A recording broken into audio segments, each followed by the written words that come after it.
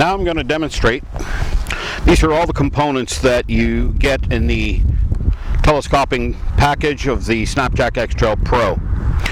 You get the stainless steel base, you get the telescoping 2 aircraft aluminum tubes, you get this very unique cradle with a hex end, which is to tighten the bolt at the bottom that holds the cradle. You get a D-ring, which secures your position. You get a brake locking strap. You get a small little tent peg, which goes into the secondary hole when you're on very muddy surfaces or sandy. You get a reusable locking zip tie, and what this is used for is to slide into the cradle when it's all assembled and attach it to your frame, so that all you have to do is use your left foot or your right foot and slide the stand underneath the bike. And we'll show you all that. So when you get it, the way to assemble this is very simple. Take the first tube out, take the base, take the Tyrox bolt out of there, the step bolt, slide it in like that, give it a few turns,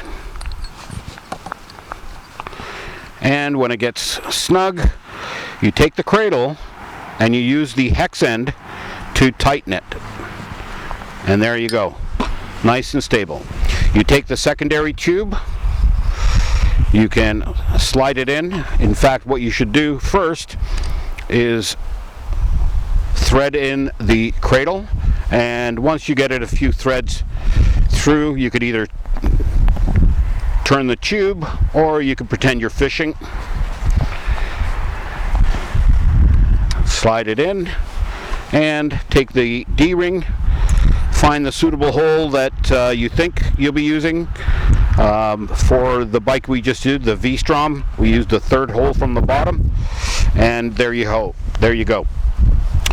So you position this with this facing the bike. The high end stays at the back.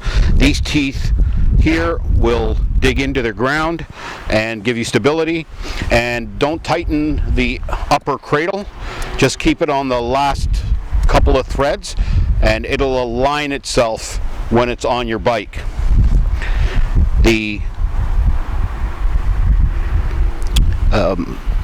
tent peg, if you imagine that this is soft ground and you want to make sure that it stays stable, you just drive this in here and it'll keep the Snapjack XTrail Pro in its position without sliding too much. Now, if you're not comfortable being on your knees and tilting the bike, you can use this reusable zip tie, and all you would have to do, slide it in here, wrap it around the frame part that you're planning on doing it, and tighten.